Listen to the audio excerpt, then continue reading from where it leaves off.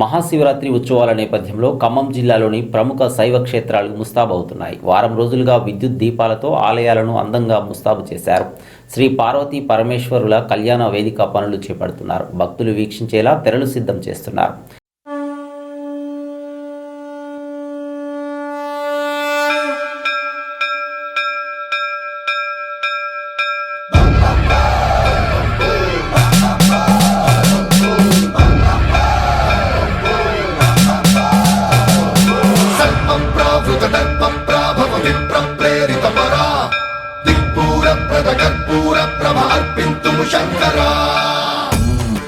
ఖమ్మం నగరంలోని trunk road Shri Bhramarama సమేత శ్రీ గుంటుమల్లేశ్వర స్వామి, బ్రాహ్మణ బజార్ శివాలయం, సుగ్గులవారి తోటలోని శ్రీ అన్నపూర్ణాంబ సమేత శ్రీ కాశీ విశ్వేశ్వర స్వామి, ఖానాపురం పారిశ్రామికవాడలోని శ్రీ విశాలాక్షి సమేత శ్రీ కాశీ విశ్వేశ్వర స్వామి దేవస్థానంతో పాటు ఖమ్మం గ్రామీణ మండలం తీర్థాల శ్రీ సంగమేశ్వర స్వామి దేవస్థానం, ఇతర శివాలయాల్లో మహాశివరాత్రి పండుగకు ఏర్పాట్లు చేస్తున్నారు.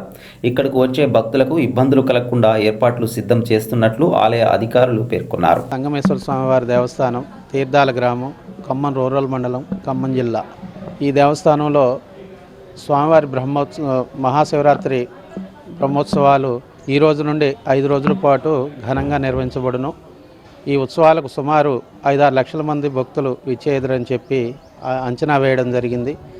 ఈ స్వామివారి దర్శనార్థం వచ్చే భక్తులకు అన్ని సౌకర్యాలు ఏర్పాటు చేయడం జరిగింది.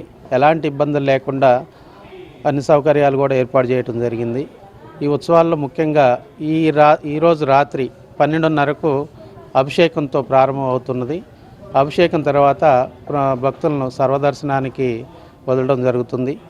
ఈ స్వామివారి దర్శనార్థం వచ్చే భక్తులకు త్వరితగతిన స్వామివారి దర్శనం అయ్యే విధంగా క్యూ లైన్ సిస్టమ్ కానీ, శానిటేషన్ కానీ, త్రాగునీరు కానీ, ఈ నదిలో వాటర్ లెవెల్ కానీ అన్నీ కూడా సరిచూసుకోవటం జరిగింది. ఈ వచ్చేటటువంటి భక్తులకు క్యూ లైన్లో ఎండలు ఎక్కువగా ఉండడం వల్ల వాటర్ ప్యాకెట్లు కానీ, మద్య ప్యాకెట్లు కానీ, రసన ప్యాకెట్లు కానీ ఇవన్నీ కూడా భక్తుల ద్వారా ఏర్పాటు చేయడం జరిగింది. రాకపోకలకు ఇబ్బంది లేకుండా, ట్రాఫిక్ సమస్య తలెత్తకుండా పటిష్టమైనటువంటి బందోబస్తు కూడా ఏర్పాటు చేయడం జరుగుతుంది పోలీసు వారి ఆధ్వర్యంలో, ఏసీపీ గారి ఆధ్వర్యంలో ముఖ్యంగా. అంతేకాకుండా ఈ వెహికల్ పార్కింగ్లకు ఊరికి 4 వైపులు కూడా పెద్ద పార్కులు, ఒక్కొక్కటి సుమారు 15 ఎకరాలు 10 ఎకరాల్లో పార్కులు ఏర్పాటు చేయడం జరిగింది. వచ్చేటటువంటి భక్తులకు ఎలాంటి అసౌకర్యాలు లేకుండా అన్ని సౌకర్యాలు ఏర్పాటు చేయటకు మ్యాక్సిమం మా వంతు దేవాదాయ శాఖ తరఫున ఏర్పాటు చేయడం జరుగుతుంది. సుమారు గత సంవత్సరం అయితే 4-5 లక్షల మంది వచ్చినట్లు అంచనా వేయడం జరిగింది. ఈ సంవత్సరం పెరిగే అవకాశం ఉంది. ఎందుకంటే ఫ్రీ బస్సుల వల్ల భక్తులు ఎక్కువగా వచ్చే అవకాశాలు ఉన్నాయి. ముగ్గురు మహర్షులు అటువంటి వెంకటేశ్వర కళ్యాణం చూసి మార్గం మధ్య చెట్టు కింద కూర్చున్నారు. ఆ మహర్షులు చేసేటువంటి స్వయం భిన్నమైపోయింది కాబట్టి ఆ యొక్క శివలింగాన్ని భిన్నమైన తర్వాత ఆ ఋషులు చేసిన శివలింగాన్ని మధ్య ప్రతిష్ఠించి ఆ ఋషులు అత్రి మహర్షి అమ్మవారిని ప్రతిష్ఠ చేశారు. ఇటు భృగు మహర్షి మరి లక్ష్మీ స్నానం చేశారు.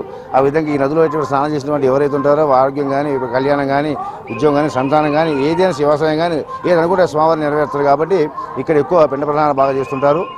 ఆ విధంగా ఆ స్వామి కళ్యాణానికి గంగతో పెళ్లి జరుగుతుంది కాబట్టి అత్యంత వైభవంగా రేపు 12 గంటల కళ్యాణం జరుగుతుంది. ఆ యొక్క అక్షంతలు, ఆ కళ్యాణం జరిగిన అక్షంతలు ప్రతి ఇంటికి తీసుకెళ్లి వాళ్ళ ఇంటి సిస్టమ్ చేసుకుంటారు. శుభ్రంగా ఆరోగ్యంగా అష్టైశ్వర్యం కలుగుతాయని చెప్పేసి ఇక్కడ